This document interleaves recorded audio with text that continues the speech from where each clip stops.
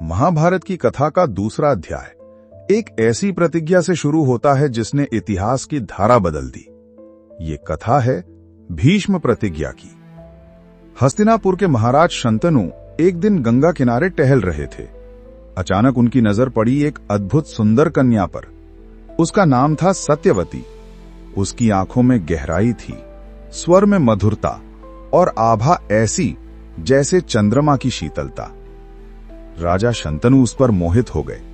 वे उसके पिता मछुआरे से मिलने पहुंचे और कहा, मैं सत्यवती से विवाह करना चाहता हूं। सत्यवती के पिता ने शांत स्वर में उत्तर दिया, महाराज, मेरी कन्या आपके योग्य है, परंतु एक शर्त है।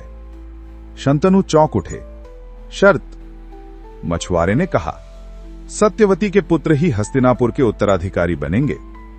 यह सुनकर शंतनु का हृदय टूट गया, क्योंकि पहले से ही गंगा से जन्मा उनका पुत्र देवव्रत जीवित था। वे बिना कुछ कहे वहां से लौट आए। शंतनु के मन में गहरा दर्द था। राजमहल लौटने पर वे चुपचाप रहने लगे। भोजन कम कर दिया, बातें बंद कर दी। राज्य के लोग चिंतित हो उठे। ये सब देखकर देवव्रत व्याकुल हो गए। उन्होंने अपने पिता से पूछा, पिताश्री, आप इतने उदास क्यों हैं? आपका चेहरा कांतिहीन क्यों है? शंतनु ने पहले कुछ नहीं कहा, पर पुत्र के बार बार आग्रह पर उन्होंने सत्य बता दिया। देवव्रत तुरंत मछुआरे के पास पहुंचे। विनम्रता से कहा, पिताजी की खुशी के लिए मैं तैयार हूं। मैं वचन देता हूं कि आपके वंशज ही हस्तिनापुर के राजा बनेंगे। मछुआरा बोला, पुत्र, तुम्हारे रहते यह संभव कैसे होगा, क्योंकि तुम स्वयं योग्य और शक्तिशाली उत्तराधिकारी हो। देवव्रत ने गंभीर स्वर में उत्तर दिया, मैं आजीवन विवाह नहीं करूंगा, आजीवन ब्रह्मचर्य का पालन करूंगा। मेरी संतान कभी इस राज सिंहासन का दावा नहीं करेगी। उस क्षण देवव्रत ने आकाश की ओर हाथ उठाया और गंगा की साक्षी में प्रतिज्ञा ली, मैं सदैव ब्रह्मचारी रहूंगा। हस्तिनापुर की गद्दी पर केवल सत्यवती के वंशज बैठेंगे, चाहे इसके लिए मुझे किसी भी बलिदान से गुजरना पड़े।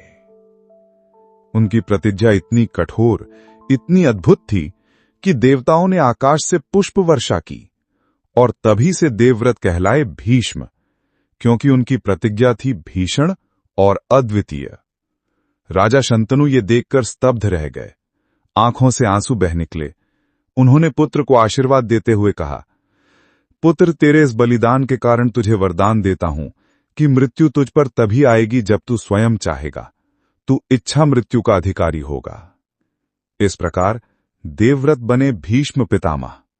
उनका जीवन बन गया त्याग, निष्ठा और व्रत का प्रतीक।